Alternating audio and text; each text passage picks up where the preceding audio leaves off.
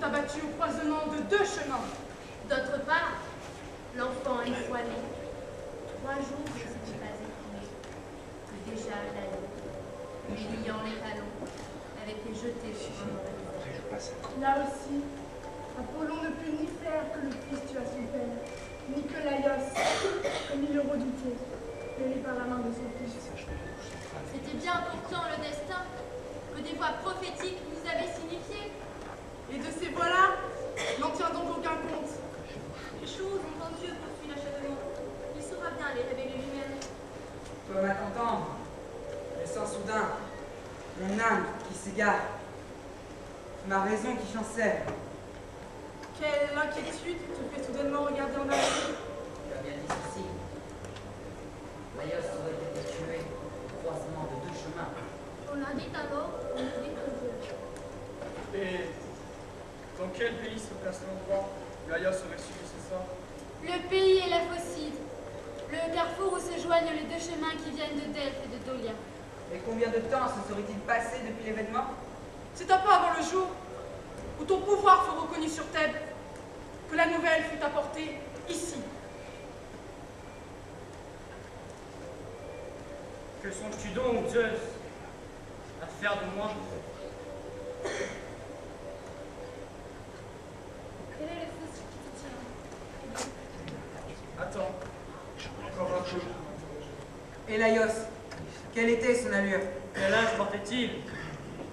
Il était grand.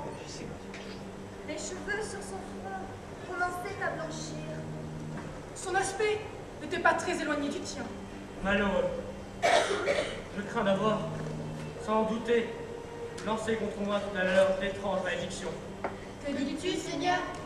Je tremble à te regarder. Je perds terriblement courage à l'idée que le devin ne voit trop clair. Tu achèveras de me le prouver, d'un seul mot encore. Certes, j'ai peur aussi. Mais apprends-moi ce que tu veux savoir, et je te répondrai. Laios avait-il un modeste équipage, ou entouré de gardes en nombre, ainsi qu'il 5, convient souverain? dont un héros. Un chariot portant. Ah, cette fois, tout est clair. Qui vous a fait le récit, ô femmes? Un serviteur, le seul survivant du voyage. Est-il dans le palais à l'heure où nous sommes? Non, sitôt de retour, te trouvant sur le trône et voyant Laios mort, le voilà qui me prend la main, le supplie de le renvoyer à ses champs, à la garde de ses bêtes. Il voulait être désormais le plus loin possible de Thèbes. Je le laissais partir. Ce n'était qu'un esclave qui méritait bien cela, et mieux encore. Pourrait-on me faire revenir au plus vite? On le peut, mais pourquoi désires-tu si ardemment sa présence? Je crains pour moi, ô femme. Je crains d'avoir trop parlé, et c'est pourquoi je veux le voir. Il viendra, et ne méritais-je pas de savoir ce qui te tourmente, et dit? Je ne saurais te dire non, Mon anxiété est trop grande. Quel confident pourrais-je donc avoir que toi? au milieu d'une telle épreuve.